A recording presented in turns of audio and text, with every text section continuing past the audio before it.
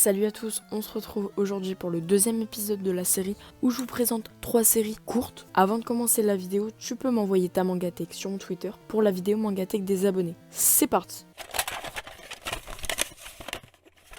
On commence avec le manga Inconnu au bataillon. C'est Bremen. Le manga est terminé avec 9 tomes et même si la commercialisation est stoppée, c'est vraiment ultra simple de trouver les tomes. Et en plus, ils sont pas chers du tout. Genre moi j'ai réussi à trouver les 9 tomes sur Vinted pour vraiment pas cher. Ce manga est scénarisé par Umezawa Haruto et il est édité chez La Shueisha au Japon et aux éditions J'ai lu en France, bien tard à l'époque. Bremen date de 2000 et a été prépublié dans le Shonen Jump. Romeo Kazuga, un jeune garçon en fugue, doué pour la baston, a pour ambition de devenir très connu, et surtout très riche. Très vague comme ambition. Sur son chemin, il croise Reiji Ino, un jeune guitariste fou de rock qui veut percer, et pas des murs.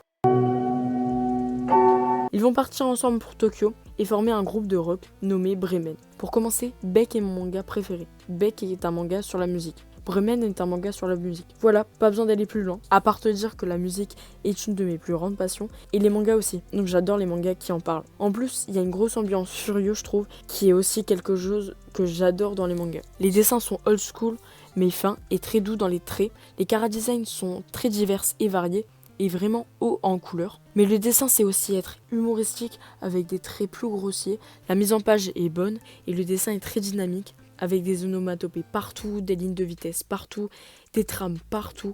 En bref, c'est un bon mélange de plein de bonnes choses en seulement 9 tomes. C'est pas trop dur à trouver et c'est pas une série très connue, alors pourquoi pas se laisser tenter.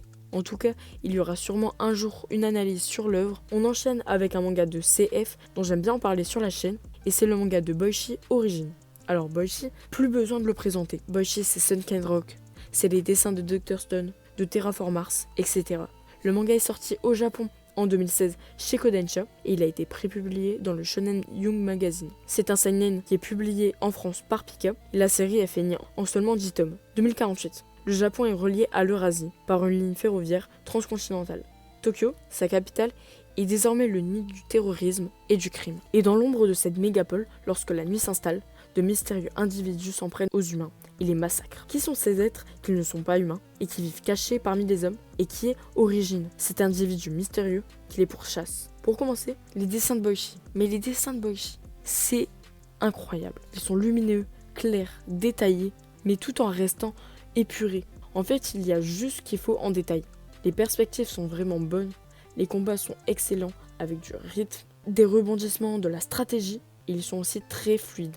Les robots sont tellement bien dessinés qu'ils paraissent même réels. Origin, c'est aussi assez drôle à certains moments. L'histoire se met en place très rapidement et le personnage principal est ultra intéressant. Il a une véritable évolution.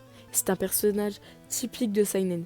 Il est froid, calme, solitaire, réfléchi, observateur et j'en passe. Mais il a aussi une grosse touche shonen, bien sympathique et qui ne dénature pas du tout le personnage. Donc Origin en 10 tomes, fonce. Et si tu veux en savoir plus, va voir mon analyse sur le tome 1. On finit ensuite avec le culte et le légendaire Ashita no Joe. Ashita no Joe est un shonen, mais qui se rapproche énormément du style seinen. Il date de 1968, clairement ça date pas d'aujourd'hui. L'auteur est Kajiwara Iki et le dessinateur est Shiba Tetsuya.